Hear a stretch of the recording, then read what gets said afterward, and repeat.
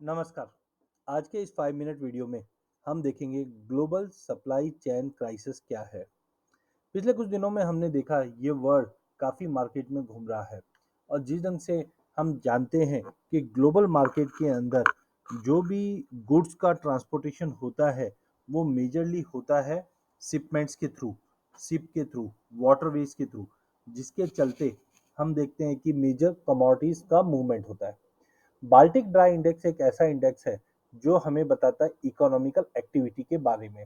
तो Baltic dry index जो भी शिपिंग के फ्रेड इंडेक्स हम जिसको बोलते हैं, यहाँ पे जितने भी ट्रांसपोर्टेशन होते हैं रॉ मटेरियल के, कोल स्टील, सभी चीज के, इससे हमें एक आइडिया लगता है। अगर ये इंडेक्स बढ़ रहा है तो हम बोल सकते हैं इकोनॉमिकल एक्टिविटी अच्छी है, इकोनॉमिकल एक्टिविटी बढ़ रही है, डिमांड में है। बट कुछ हद तक ज्यादा बढ़ जाता है तो ये इकोनॉमी को इम्पैक्ट भी करता है और ये बढ़ने के कुछ कारण होते हैं। चाहे हम बोल सकते हैं कंटेनर शॉर्टेज या कोई थ्रेड या फ्यूल प्राइजेस। लेकिन हमने देखा कि जनवरी फरवरी में ये काफी नॉर्मल लेवल पे आ चुका था 1200 के करीब। बट सिंस देन हमने फिर से एक उछाल लगाते हुए देखा है। जिस ढंग से पोर्ट कंजेक्शंस की न्यूज आ रही है, बाल्टिक ड्राई इंडेक्स में फिर से तेजी बन रही है। देखिए मेजर जो कॉसेज होते हैं जैसे लेबर शॉर्टेज, 2020-2021 में हमने देखा कि मेजर इकोनॉमी में कोविड का कंसर्न था जिसकी वजह से लेबर शॉर्टेज था। Public health care concern, government के कुछ रेगुलेशन, प्रोडक्ट अवेलेबिलिटी या ट्रांसपोर्टेशन इशू या फ्यूल प्राइस हाइक, ये सब कारण रहे हैं जिसकी वजह से ये ट्रांसपोर्टेशन हम देखते हैं डिस्टर्ब होते हैं।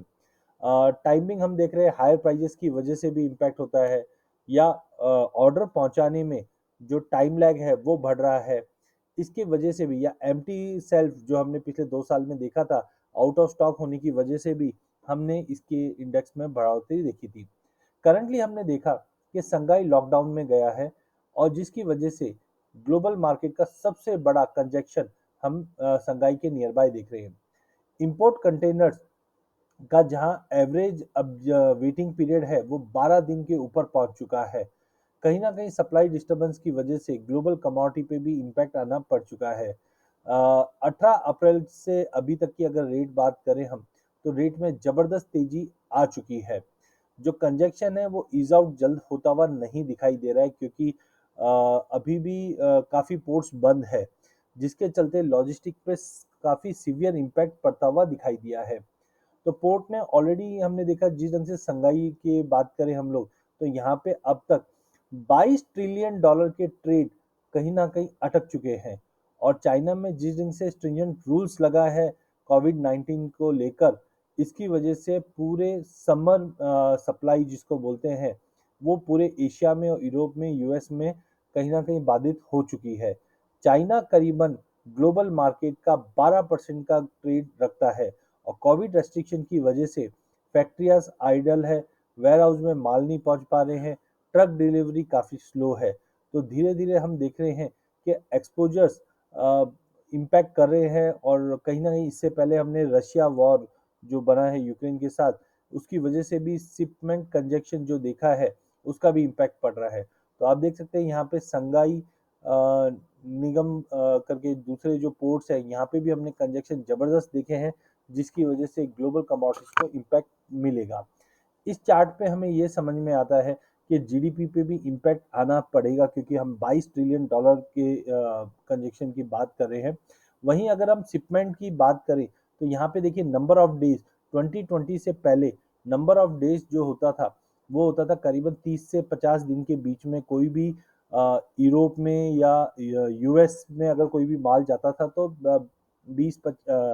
40-50 दिन में पहुंच जाता था। बट अब ये कहीं ना कहीं 100 डेज के ऊपर टाइम लग रहा है जो काफी कंसर्निंग है। तो ओवरऑल आज के इस वीडियो में हमने देखा बाल्टिक ड्राई इंडेक्स जो फ्रेड इंडेक्स है इसमें बढ़ोतरी आती है तो ये कंसर्न है ग्लोबल सप्लाई के लिए। ऑनगोइंग जो लॉकडाउन है चाइना में वो पूरे ग्लोबल सप्लाई चेन को डिस्टर्ब कर रहा है। ट्रांसपोर्ट में हमने देखा सबसे ज़्यादा सीवेज का यूज होता है इसलिए काफ़ी क्रिटिकल है। देन हमने देखा एशिया या चाइना काफ़ी सिग्निफिकेंट मार्केट शेयर रखता है, इसकी वजह से ये इम्पैक्ट कर रहा है। तो ओवरऑल आने वाले दिनों में कमोडिटी के प्राइजेस के अंदर तेजी का रुख कायम रहेगा। क्यों? क्योंकि ये सप्लाई डिस्टर्बेंस बना हुआ है। अधिक जानकारी के लिए आप हमारा यूट्यूब चैनल सब्सक्राइब कर सकते हैं। इस चैनल में हम आप तक इक्विटी, कमोडिटी, करेंसी के अपडेट लाते रहेंगे।